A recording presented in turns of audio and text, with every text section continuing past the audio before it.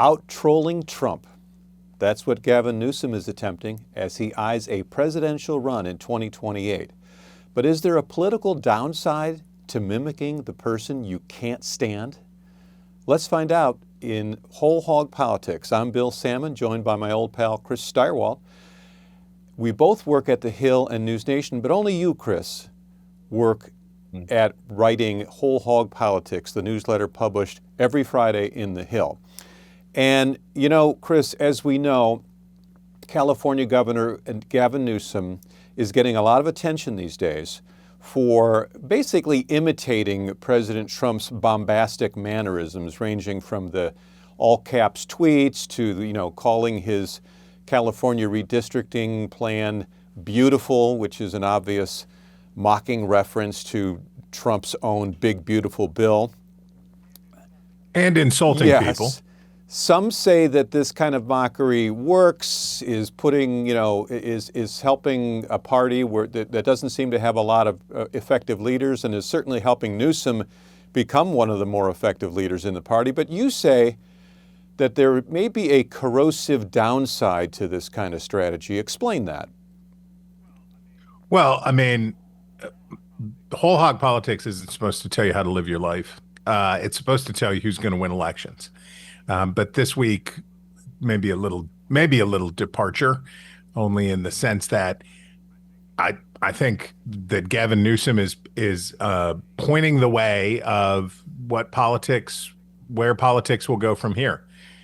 Jasmine Crockett and other Democrats have already gotten in that space, and it's just to be as awful as Donald Trump.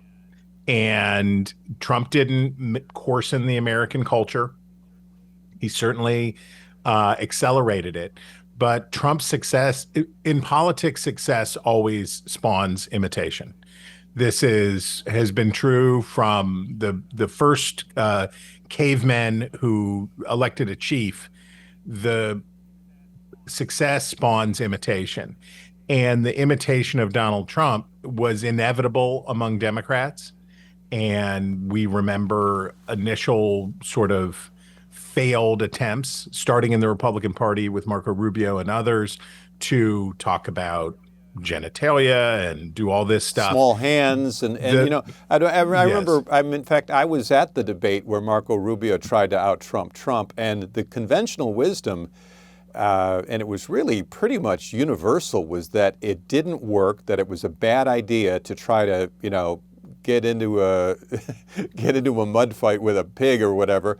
But right. But yet this time around, people are saying when Newsom does it, it works. Well, the effective time so it's the sociological idea of defining deviancy down.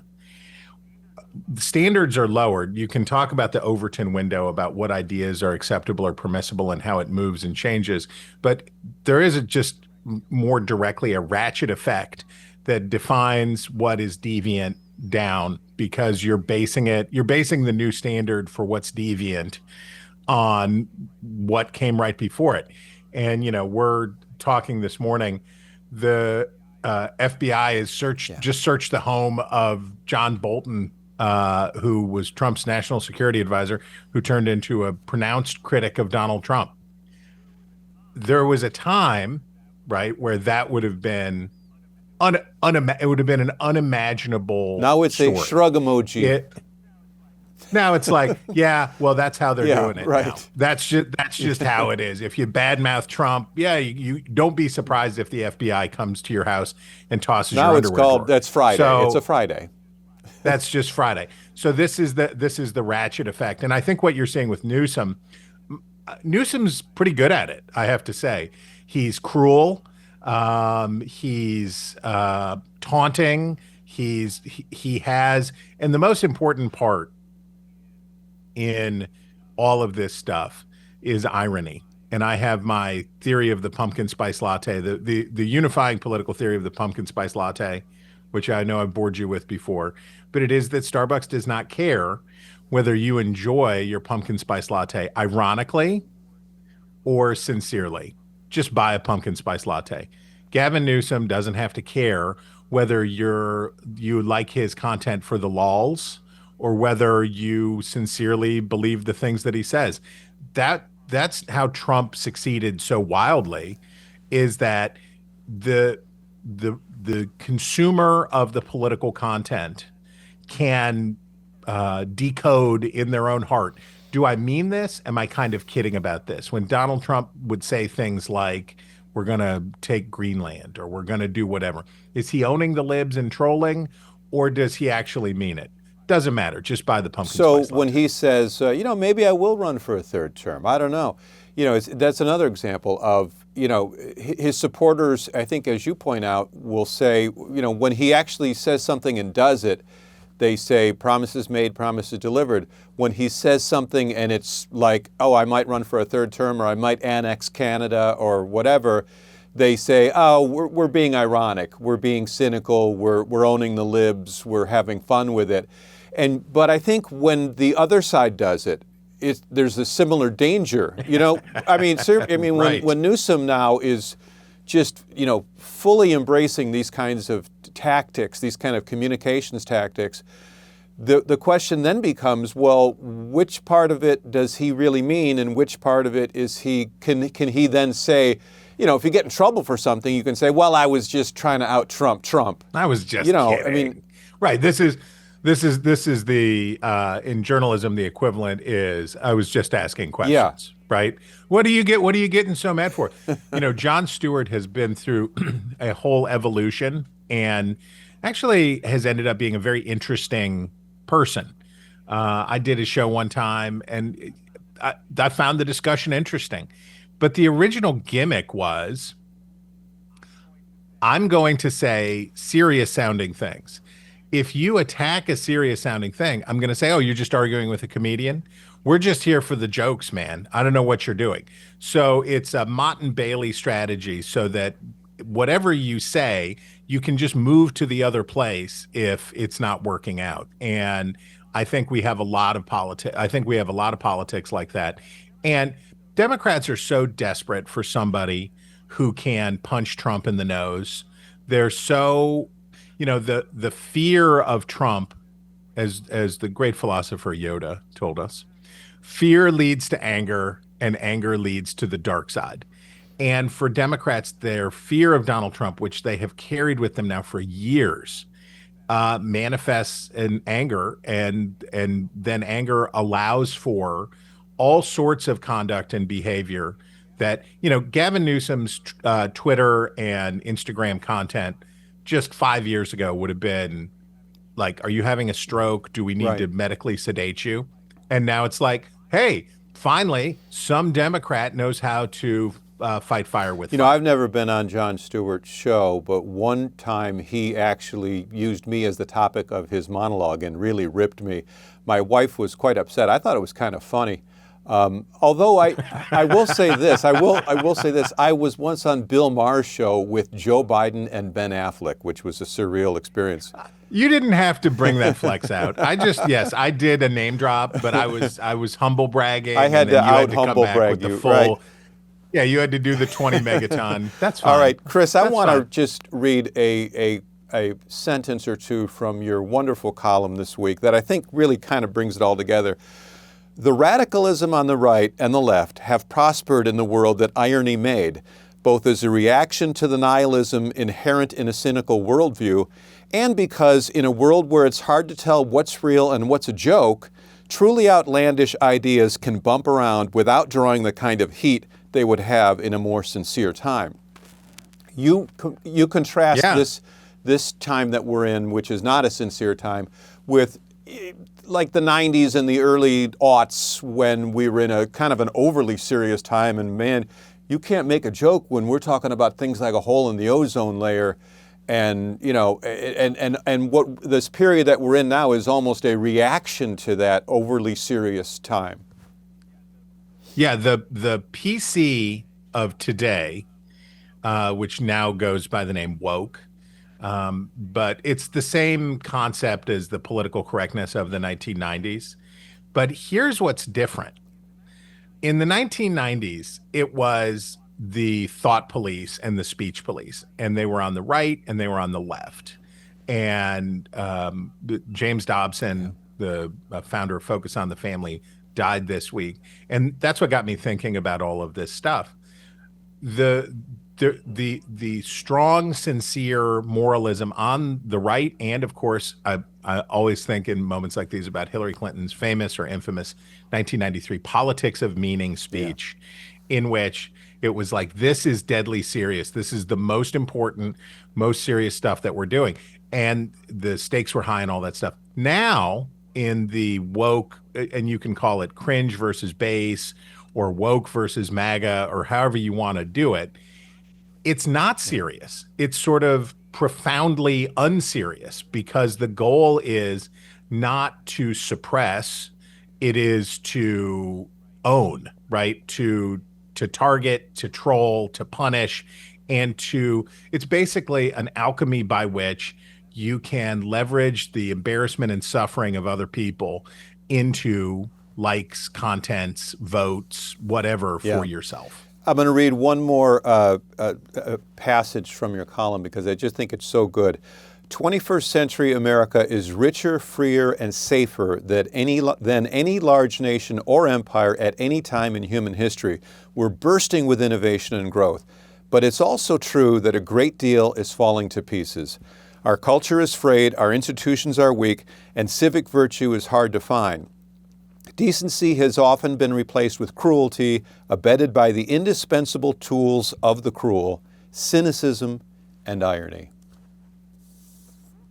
Tools of the Cruel would be a pretty good emo band. So just we should like be open liquid to metal, that tools of the cruel. Yeah, exactly. Tools of the Cruel. With an umlaut totally. over the U. Yeah, you'd need an umlaut to let them know you mean business. We've talked about what Democrats like Gavin Newsom are doing in terms of showing their party what to say and how to say it. But meanwhile, there are other Democrats saying, here's what you shouldn't say. In fact, there's a piece out this morning. There is a think tank called Third Way, center-left think tank, and they've put out a list of 45 words and phrases that they wish Democrats, their own Democrats, would stop using because this is not how normal people talk. And that list contains the following phrases or words: privilege, triggering, othering, microaggression, body shaming, cultural appropriation, the unhoused, food insecurity, housing insecurity, persons who immigrated, birthing person, cisgender, heteronormative, patriarchy, LGBTQIA+, BIPOC, incarcerated people, and involuntary confinement. They're saying, for God's sakes, fellow Democrats, we have to stop talking like this. What do you make of it? Well, look, there's one of the candidates for Senate in Maine has I think, sincere, speaking of sincerity versus irony, very patriotic. The John Fetterman model got a little weird because of his stroke, right? So John Fetterman's journey from Bernie bro progressive to staunch pro-Israel moderate it has been an atypical one. But there is a way forward for Democrats. The problem, the New York Times did the study this week that looked at the devastating drop in registration numbers for Democrats. I don't know that it was Mark Twain who said it, but somebody said that God must have loved poor people because he made so many of them. If you switch from being the party of the working class to the party of the elite or aspirational elite, as Democrats are experiencing and Republicans are becoming the working class party, you're going to see a blowout in your registration numbers. And as Republicans continue to make gains among not the working poor, not the bottom quintile, but in the second and third quintiles, as they continue to make gains among traditional Democratic groups, Democrats are confronted with a problem. Can you talk to normal people? if your base is elite, college educated, suburbanite, professional class, those people, if those are your people, then are you able to, when it counts, be able to say, and this is where we think about when Republicans were on the other side of this and they had the educated and affluent in their coalition was more heavily dependent on that. Somebody like George W. Bush or somebody like Ronald Reagan or other Republicans who could speak both languages. And Democrats aren't doing a great job of speaking both languages. And I think the answer for them is they need, yes, it's good to have it's good to have buzzwords about buzzwords. I don't hear very many Democrats use the term cisgender, but it is good for Democrats to think about, how do I talk in a way to make myself understood by people who don't care about politics very often, and when they do care about politics, don't have a strong affinity for either party, lower propensity working class voters. You know, when I read stories like the one you referenced about how the Democratic voter registration has fallen off a cliff in state after state after state, I mean, the numbers are staggering. Or when I read, a story this morning that was in Politico about we've got to stop using these words. We've got to get out of this hole. And when we talk about how Democrats and even Democrats are saying we just don't have a lot of national leaders right now, we're having such trouble finding our way out of the wilderness, it makes me rethink the basic starting line that I default to when I look at the midterm elections, which is we're in a Republican presidential term. History shows us that we're probably going to see that party lose seats and lose the midterms. So that's sort of my default thinking. And I go along merrily thinking, well, this is what's going to happen. And then I keep getting interrupted by stories like this, and I ask myself, is this one of those years where it's, that the historical trends will be upended? But this time it's different. And also, and by the way, and one of the things that really makes it different this time is the redistricting wars. I mean, we could talk about Texas, we could talk about California. They've now both taken big steps forward since the last time we discussed this in terms of basically trying to each net 5 additional seats, one for the Republicans and one for the Democrats. So that'll be a wash. But then other states are going to get into it. Nate Silver Bulletin did a great piece on, okay, here are the new maps in Texas. And the new maps in Texas are founded on that the Republican gains in 2024, not the Republican gains since 2016, but the 2024 gains, a one cycle gain with Hispanic voters, is how so they say, oh, look at this district is now more competitive because Hispanic voters. Now, I don't know whether you noticed this, but Donald Trump's approval among Hispanic Americans is heading for the toilet, right? He is on a rocket ride down as ICE and basically fulfilling the in political mirroring, the theory of political mirroring. You eventually become what your opponent says you are. And you remember when they did Arizona did its citizenship or immigration law that was such a huge controversy in the first Obama term. And it was like Republicans said, that's not who we are. That's not what we're doing here. That's not what this is about. And now they're like, yeah, I guess that is what we are about. I guess that's what we're about. And Democrats used to say, we're not for open borders. That's not what we're about. And by Joe Biden's first 2 years of Biden's term, it's like, well, maybe open sounds good. It sounds loving. And again, it's that ratchet effect that takes place. But if Democrats win by a point among Hispanic voters in Texas next year, according to the Silver Bulletin analysis, the Republicans will only pick up like 2 seats. Now you go over to California and you flip it around and you say, okay, what's the deal there? And I think this was the down ballot. I'm sorry, it's in the note. I forget. I don't want to credit the wrong people. But then you look at what California is doing, and in the scenario that you described, where the breeze is blowing, the Republicans aren't going to have. They're not. It's not going to be a good year for Republicans. But there's a scenario where Donald Trump's numbers rebound, the inflation cools, people start to feel better, the economy improves, and Trump's at a 45% job approval rating or something, 46, and it becomes possible California could find itself in the same position. Long way of saying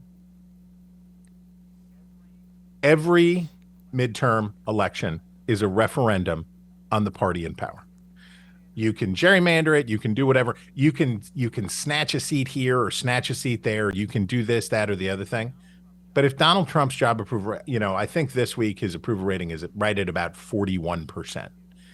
If the president's job approval rating is 41%, the party in power is going to get pantsed.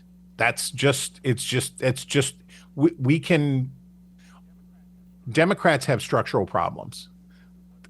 The ones we talked about with working class voters, particularly, they have big structural problems. There is no question about it. But here's where they have a structural advantage. The midterm electorate is a third smaller than the quadrennial electorate. And as we saw in 2024, as we saw in 2016, low propensity voters are Trump voters. Not overwhelmingly, but he wins the low propensity voter. He gets the last furlong of the folks who don't typically vote.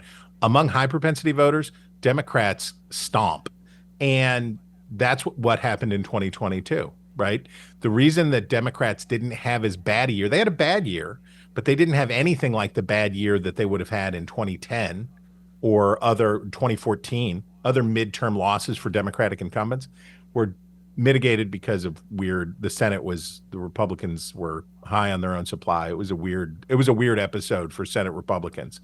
But in the House, which basically correlates to public opinion, the Democrats did better and Republicans ended up with like a 2-seat House majority because of that effect, that they're among high propensity voters. If you have the educated, if you have the affluent, you have the aspirational, you're just going to have more high propensity voters. It worked for Republicans for 50, 60 years. Now it's working for Democrats. Chris, you touched on the topic of immigration and alluded to the fact that the two parties have sort of overdone it in their respective directions. You talk about how the Democrats got a little too open bordery, and how the Republicans, obviously under Donald Trump, are, the ICE agents are patrolling the streets and throwing people in the vans, and immigration at the southern border is basically illegal immigration is effectively zero. But you wrote about this earlier in the week in another column about the two parties kind of going too far in the opposite directions. Is there a middle ground that it makes more sense? We need the print edition of The Hill to return to stop me from writing 1,500-word histories of public policy debates. So please come back, Congress. We need to get back. We have a print edition several days a week, but not always on the day that you write. Not always on Tuesdays. We need Tuesday print back because Chris Stirewalt needs to live within a 975-word limit. I just started tugging on the thread of where did it all go wrong on immigration? Because one thing, and you and I both know this, there are a few constants in national public opinion. You look at gay marriage, look at the death penalty, there are all kinds of questions where you see big changes, relatively speaking, over a 10-year period. One place where Americans have continued to agree for this whole century is, what do you want in terms of an immigration policy? And our friend Jonah Goldberg's joke is, of course, is to have one. They would like to have one. But what Americans would like that one to be, and this is a 60, 70% question, strict enforcement combined with a pathway to citizenship for those who are here illegally. Basically what George W. Bush was proposing in 2007. And you run the course. Speaking of Marco Rubio's presidential run, he got Lucy in the footballed by Chuck Schumer and Barack Obama. when he tried one. James Lankford tried one, and Donald Trump didn't pull the football away. He spiked the football in Lankford's face again and again and again, where the consensus solution, which is more enforcement combined with a humane approach to the people who are here illegally, just to put an exclamation point on it. Why are food prices going up in the United States right now? What's one of the big drivers? And I just saw that Marco Rubio said no more visas for truck drivers who are not U.S. citizens. What? It's so as the cost of food goes up, this will make people unhappy. As Republicans benefited from in 2024, when food is more expensive, it will make people unhappy. So it's been a 25-year journey to a place where neither party is willing to compromise and give the people what they want. Real briefly, before we run out of time, I want to kind of circle back to Newsom for a second, because one of the takeaways from all of these developments with Newsom recently is that he now is viewed as perhaps the front runner. And again, it's never too early here at the Hill to talk about the next presidential cycle. But given that caveat that it's absurdly early, there's a couple of interesting schools of thought out there. One is that, this is Newsom, man. He's the guy. And there's another school of thought that says, yes, but the base doesn't really trust him the way they trust, say, AOC.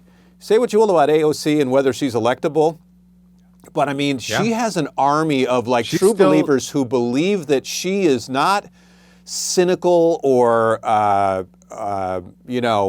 insincere. The thing about Newsom is that some people think there's an insincerity, an inauthenticity. Some people. I'm trying to be diplomatic. Some of the best people are saying that. Which school of thought do you come down on? Well, it depends on who the Democrats think the Republicans are going to nominate and how afraid they are of who they think the Republicans are going to nominate.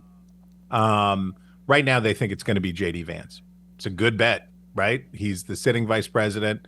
He is doing everything in his power to set himself up to be heir to Donald Trump. And that's the very smart betting line.